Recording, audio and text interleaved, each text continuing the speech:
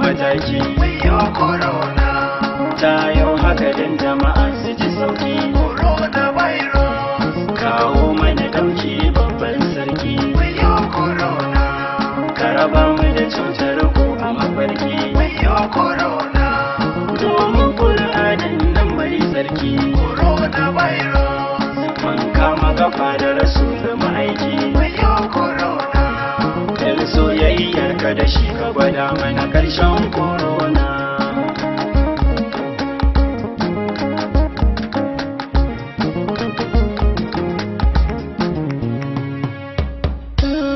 Na san dare da aka ba an gairin wannan matsalar kikiwa. Tun mu buɗe littafi shafi na bayanai na ku a zasa ma'auni. Ba ma ka fara kowa ya san yanzu addini ya yi rauni. Tun da musulmi na ganganci ya yi filinsa da alkur'ani. Hadda kirista ya bar baibul to ya zami tsammani. Samun dauki kowace hanya ya cancanci mu canza tunani. Mai rike Allah ya nisanta da dukkanin cutukar zamani. Ya tsara bayansa da shiga wata balle corona.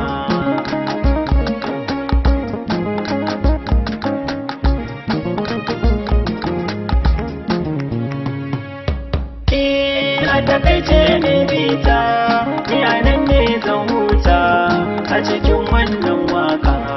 Na kule iskedi na Kaduna garin gwamna na yan inuwa mai waka. Karshe mu rike Allah shi ke yaye cuta mai warware da sarka.